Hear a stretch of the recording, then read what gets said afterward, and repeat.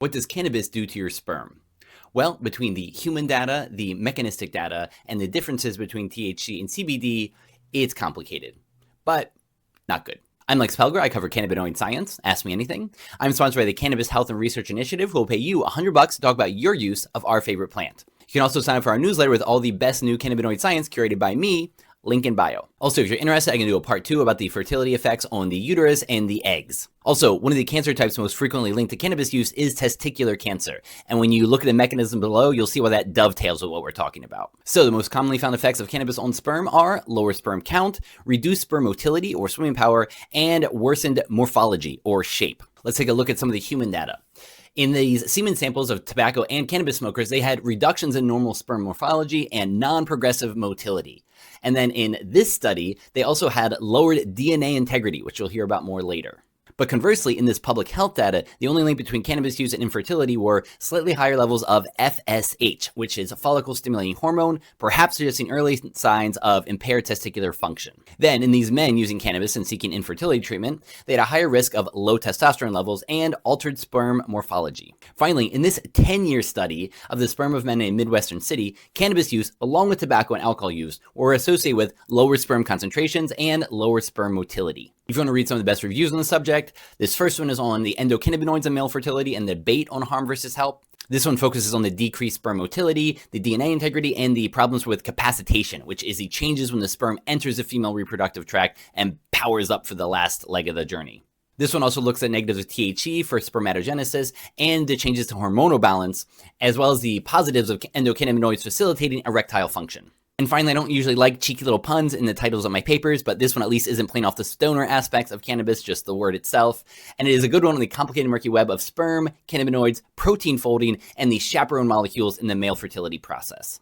So, the mechanisms. Yes, you have CB1 and CB2 cannabinoid receptors across the entire testicular region, as well as in the sperm themselves. So it makes sense that activating those receptors are going to change things. But things aren't always clear. For instance, when you activate the CB2 receptor, that seems to promote the proliferation and differentiation of sperm stem cells. Then, in mice with no CB1 receptors, their testicles don't develop as well, and they have impaired spermatogenesis. So, you do need your endocannabinoid system for good sperm development, but overactivating it does seem to lead to fertility problems. For instance, here is a trilogy of papers where both THC and CBD seem to disrupt the Sertoli cells, which are the testicular nurse cells. For motility or swimming power, here's 4 papers on THC and CBD causing things like significant slowdown in their motions, a greater number of immobile sperm, and reduced penetrating power. In a human instance of this, in men with lower fertility, cannabis use was associated with sperm hypermotility, which is what they do is they get closer to the egg, but if you do that process too early, you get burned out too early. You also have reduced sperm quality, sperm levels, and degradations of regions where sperm is produced. In this mouse model of the male reproductive system, low doses of cannabis were linked to a reduction in sperm count, impairment of the spermatogenic cycle, changes to hormone levels, and reduced weight of the testes, seminal vesicle, and epididymis, which is the tube where the sperm finish maturing. Relatedly, in this adolescent rat model of THC exposure, there was increased somniferous tubule degeneration, as well as decreased sperm levels and decreased blood testosterone levels. And higher up on the food chain, in these monkeys, chronic exposure to THC caused smaller testicles and less sperm of poorer quality. You also see problems in DNA quality in the sperm itself. For instance, in these monkeys, THC exposure turned off genes related to nervous system development and function. And here is a good review about the epigenetic effect of THC on male reproduction, and that is the turning on and off of genes. Intriguingly, and a bit scary, in male rats exposed to cannabis, their sperm's epigenetic changes could also be detected in the sperm of their male children. So, what the Bible said is true. Now, what about the differences between THC and CBD?